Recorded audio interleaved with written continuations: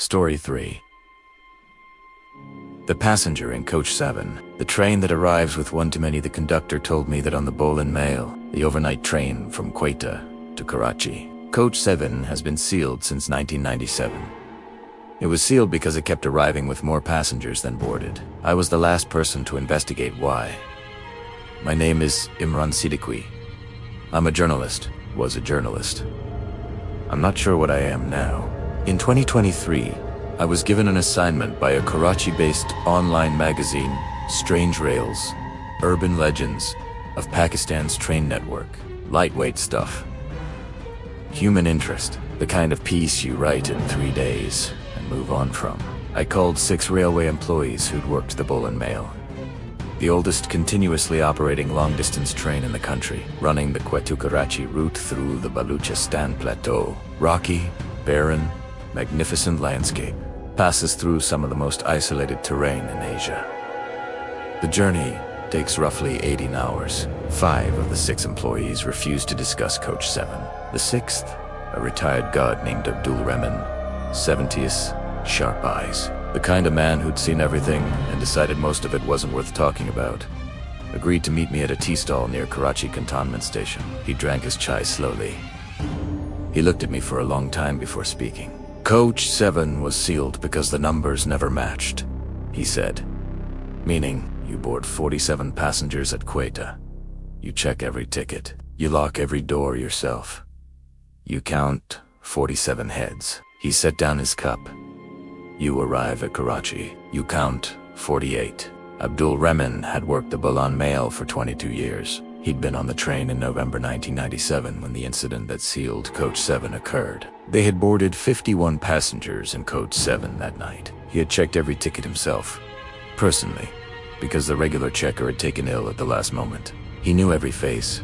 He had a guard's trained memory for faces. Somewhere between Sibi and Jacobabad, a stretch of track that crosses some of the flattest, darkest, most remote landscape in the country, a passenger in seat 34 rang the service bell. Abdul Rahman went to respond.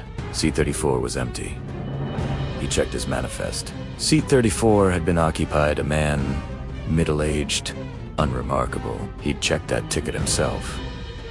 He'd seen the man settle in. He walked the entire coach. 51 passengers. All present, except the man from seat 34 was not among them. 51 buddies. But none of them was the person he'd seen board, and tucked into the seat back pocket of seat 34 was a ticket. Printed. Date stamped. Valid. Dated 1971. I should have written the piece from the tea stall. Filed it. Moved on. Instead, I booked a seat on the Bolan Mail. Coach 7 was sealed. Locked. Officially out of service. Lights off. But I'm a journalist. I have historically made decisions that prioritize the story over my own well-being. I'd spoken to a railway employee who shall remain unnamed who told me the lock on Coach 7's connecting door had a specific pattern you could work around with a pen and a firm hand. It took me 4 minutes. I entered Coach 7 just outside Sibi at approximately 1 a.m. The coach was dark except for the ambient light from outside. The moon was bright that night, cutting silver across the empty seats. 50 seats. All covered in dusty blue upholstery. All empty. The air was strange, not stale the way a sealed room usually is. It had a faint freshness to it, like outside air, desert air, as if the room was breathing through a source I couldn't locate. I turned on my recorder. I sat in seat 34. I had my phone, my recorder, a torch, and a notebook. I intended to document the journey through the Sibi-Jacobabad stretch, the same stretch where the 1997 incident had occurred. I sat there in the dark for maybe 20 minutes. The train rocked. Desert slid by outside. Stars. Then the seat across from me, seat 33, creaked. The weight distribution in the carriage shifted. I felt it before I saw anything, the faint tilt that comes when mass settles onto a surface. I turned on my torch. Seat 33 was occupied. A man. Middle-aged. Unremarkable. Dark shalwar. Kameez, a small bag on his lap. He was looking out the window with the particular blank expression of a long-distance traveler who has made this journey so many times it no longer requires attention. I stared at him. He didn't look at me. "Excuse me," I said in Urdu. My voice sounded too loud. He turned. His face was entirely ordinary. Brown eyes, slight stubble. The worn-in look of a man past 50. He smiled politely, the perfunctory smile of a stranger acknowledging you. "Sibi Sehain?" I asked. "Are you from Sibi?" He shook his head. "Quetta. You boarded at Quetta." He looked back out the window. "This coach is sealed," I said carefully. He turned to look at me again. Same polite expression. "Unblinking." I noticed I hadn't seen him blink once. "Yes," he said pleasantly. "It often is." I looked at his bag. Old, worn leather. The kind of bag nobody carries anymore. "What's your name?" I asked. He opened his mouth to answer, and the lights in Coach 7 came on. All of them, simultaneously. Every fluorescent tube blazing to life, and in the sudden brightness, I could see the entire coach clearly. Every seat was occupied. 50 seats, 50 passengers, all middle-aged men in dark shalwar, kamis, identical bags on their laps. All looking at me. All of them with the same face. All of them unblinking. I moved. I don't remember deciding to move. I was simply at the connecting door, wrenching it open, spilling into the passage between coaches, sucking cold air. I slammed the door behind me. I stood in the coupling passage between coaches 7 and 8, chest heaving, back against the door. The handle didn't turn. Nothing followed. I stood there for a long time, watching the handle, waiting. After some minutes, the lights visible through the door's small glass panel went dark. I didn't look through the glass panel. I want to be clear about that. I was not going to look through the glass panel. I looked through the glass panel. Empty coach, dark, dusty seats. Moonlight. One seat occupied, Seat 34. The man. The original man. The one from seat 33.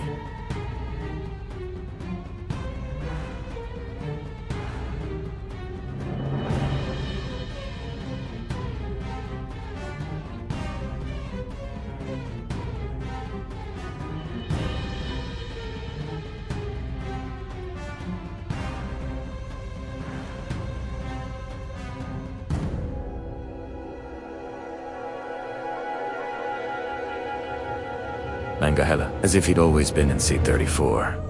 As if that was where he belonged. He turned slowly, as if he could feel me watching through the small glass panel.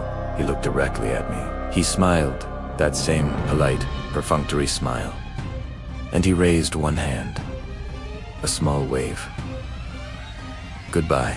I don't remember the rest of the journey. I was found by the regular conductor outside Coach 8 at 4 a.m., apparently asleep against the wall.